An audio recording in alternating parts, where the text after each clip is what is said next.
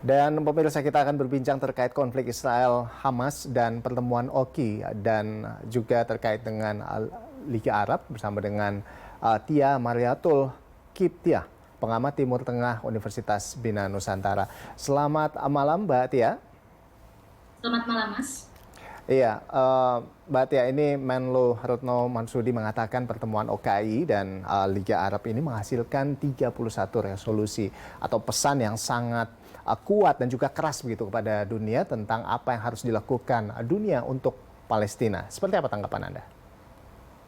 Setelah sekian lama menunggu ya, dan kita dengan tragedi kemanusiaan di Gaza hampir 11.000 saat ini mencapai, akhirnya ada titik terang juga, Mas Rolando, bahwa Presiden Jokowi bertemu dengan OIC members, dan di situ ada Qatar, ada Saudi Arabia juga, dan ada negara-negara yang cukup kuat. Di negara OKI ini adalah harapan sebetulnya bahwa akan terjadi gencatan senjata di Gaza antara pihak Hamas dan pihak Israel gitu ya.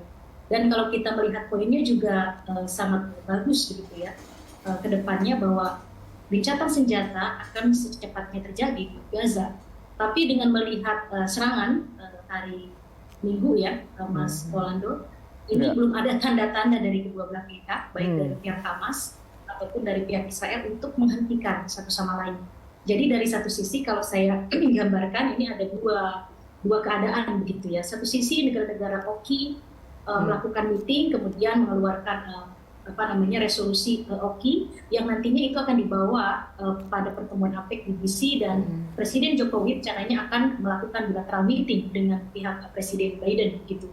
Dan harapan saya kembali muncul, mungkin rakyat Indonesia juga, seluruh rakyat dunia yang mendukung humanity di Gaza, harapannya adalah kita mampu menjadi mediator yang baik, walaupun tidak punya hubungan diplomatik gitu. Tapi pertanyaannya adalah, Mas Rolando, bagaimana Hamas dan Israel mau tidak? Nah, itu dia Mbak Tia. Seperti yang kita ketahui, ini beberapa waktu lalu Perdana Menteri Israel Benjamin Netanyahu menyatakan bahwa dia menolak untuk gencatan senjata. Ini seruan dari internasional. Dia hanya bilang bahwa kemungkinan gencatan senjata akan dilakukan jika sandera, yaitu sekitar 230 something sandera dibebaskan. Nah, ini seperti apa? Apakah OKI cukup kuat untuk menyuarakan perdamaian hingga bisa mengetuk hati Perdana Menteri Israel, atau seperti apa tanggapan Anda? Dari berbagai media saya beberapa kali mengucapkan sebetulnya yang paling kuat posisinya itu adalah dari para negara, para supporter masing-masing. Siapa yang berada di dekat dengan Hamas, siapa negara yang dekat dengan Israel. Siapa yang backup Israel, siapa yang backup Hamas. Nah, kedua pihak ini, kedua grup politik ini yang bisa menghentikan. Saya bukan menafikan OKI ya. OKI memang organisasi besar, organisasi Islam, tapi dengan peristiwa yang sudah juga itu hanya berbentuk deklarasi seperti hanya di UN gitu, Mas Rolando. Baik, Mbak Tia, ini kita lihat bahwa Presiden Joko Widodo bahkan menyinggung saat ini dunia ini seakan tidak berdaya begitu ya, dan hanya menyaksikan kekejaman yang dilakukan oleh pihak Israel. Nah, bagaimana Anda membaca ini? Apakah ini seperti singgungan begitu kepada negara-negara atau sebuah institusi yang dianggap belum tergerak untuk mendamaikan atau menyelesaikan konflik ini? Seperti apa? Betul sekali, Mas Rolando. Kalau kita lihat pertama kali Hamas menyerang di 7 Oktober, itu Prime Minister dari UK, dari Inggris, itu langsung berdiri dan menyatakan bahwa dia berdiri di samping Israel. Kemudian disusul dengan Amerika Serikat. Negara-negara besar di Eropa dan juga Amerika tentu berada di samping Israel, langsung begitu ya. Tapi saya melihat ada harapan di Mas Rolando dengan tekanan publik di dunia internasional. Dari timur sampai ke barat semuanya mengharapkan ceasefire dan Free Palestine. Ini harapan kita. Jadi kita akan menekan negara-negara besar itu untuk mengeluarkan keputusan dan menekan pihak Netanyahu melalui publik, melalui tekanan publik di masing-masing negara. Misal di kita juga sampai 2 juta begitu ya. Kemudian Presiden Jokowi sigap melakukan meeting dengan OIC, dan mereka meeting dalam pertemuan meeting luar biasa. Kemudian kita melihat juga sekarang Prime Minister dari Inggris sudah mulai melunak ya. Macron juga di Prancis sudah mulai melunak dan setuju dengan adanya ceasefire. Dengan Kanada juga melunak, dan saya melihat Presiden Biden saja yang masih setengah-setengah begitu.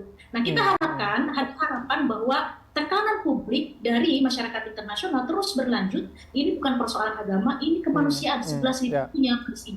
Itu Baik. harapannya. Nah, itu dia Mbak Tia, ini melihat seperti tadi kita sudah bahas ada lebih dari 11.000 jiwa melayang dalam perang Israel dengan Hamas.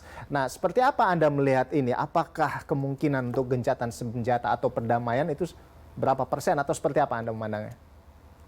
Saya inginnya sih tidak selesai sampai ceasefire, Mas. Jadi ketika ceasefire kemudian dilanjutkan dengan meeting bagaimana Palestina merdeka menjadi dua negara yang saling berdampingan hidup secara damai.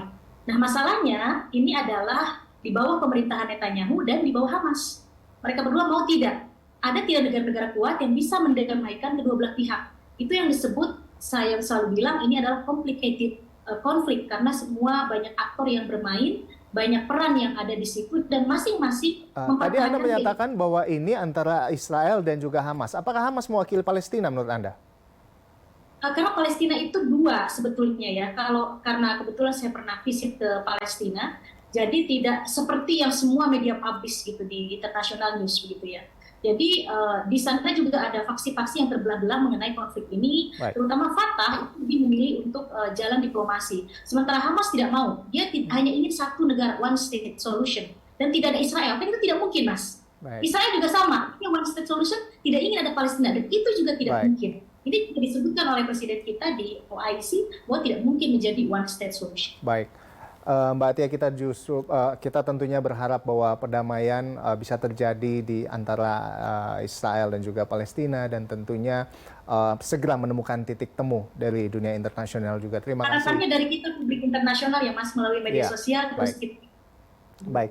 untuk yang perdamaian. Baik, terima kasih Mbak Tia sudah bergabung bersama kami di Berita Satu Malam dan selamat malam, salam sehat senantiasa.